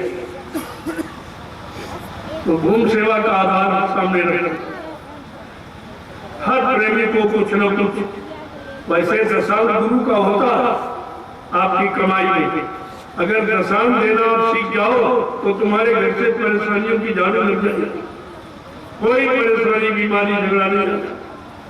लेकिन आगे करते नहीं तो उससे ज्यादा खर्च करते, उससे ज्यादा वोट करने की पुलिस को दे देते, फिर डॉक्टरों को दे देते। अगर दशांग निकालते रहो कि समस्या और उससे इतनी बड़ी व्यवस्था वहां बन जाए कि जब तक जमीन रहेगी तब तक तुम्हारा नाम रहेगा। ये भूम सेवा का ऐसी महान सेवा है, न कोई चुरा सकता, न कोई खत्म कर सकता। भूम सेवा सबसे बड़ा भूम दान होता, इस दान के मुकाबले कोई भूम, और उसके लिए व्यवस्था दी नहीं जा रही। प्रेमियों को चाहिए कि जल्दी से आप लोग व्यवस्था कर दो। मैंने भी कहा था कि जितने अधिकारी कर्मचारी हैं अपने 1 महीने की तनख्वाह दे दे, पेंशन वाले 1 महीने की तनख्वाह, और बाकी जितने दुकानदार हैं, व्यापारी हैं, वो अपने महीने में 1 दिन की बिक्री। देखो कितनी जल्दी काम होता भाई, 30 दिन होते, 29 दिन का आप खर्चा करिए, 1 दिन का परमात्मा लगा दीजिए। जो तुम्हारे साथ जाने वाला ये 30 दिन का साथ थोड़ी है, 1 दिन बंद। इस तरह से काम जल्दी हो, और जितनी जल्दी हो जाए उतनी जल्दी आपकी व्यवस्था बना दीजिए रहने ठहरने की। फिर भी जो भी आपने मेरे हाथ में दिया, मैंने तो कभी मांगा नहीं, आप आज भी नहीं अपने लिए मांगा। तो तुम्हारे बैठने का इंतजाम, तुम्हारे रहने का, रुकने का वहां इंतजाम, बगैर जमीन के तो कुछ नहीं हो सकता, इसलिए वो व्यवस्था रखी गई। अगर ये सब लोग जल्दी से कर दो तो जल्दी कर। हम ये चाहते हैं कि अपना कार्यक्रम अपनी जगह पर, हमारे प्रेमी पर किसी का कर्जा नहीं, तो जिसकी जमीन का किसी चीज का प्रयोग कर लेंगे तो कुछ न कुछ प्रमाण से कटौती हो जाएगी। कटौती नहीं, पूरा पूरा लाभ हमारे पास रहे, इच्छा तो हमारी है, इसलिए ये जल्दी से काम हो जाए।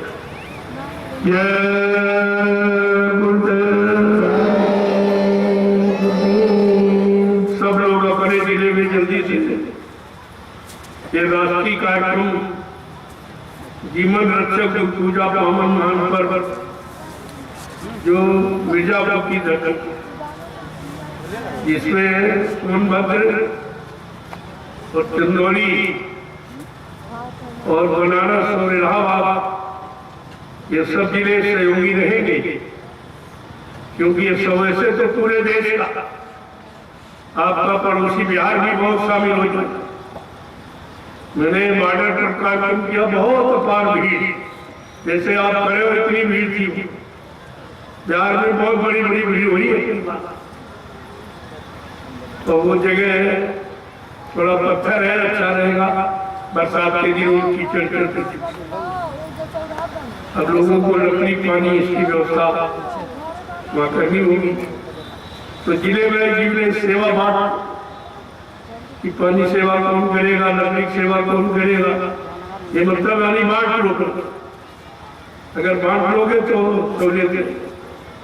जिन जिलों में संगठन कम है, 2-2, 3-3 जिले मिलकर करेंगे, तभी सबको लाभ मिल जाएगा। किसी तरह से हर प्रेमी को इसका लाभ मिलना चाहिए, उद्देश्य बना के रखो, सबको लाभ मिलेगा। जय गुरुदेव। अब आप लोग लाइव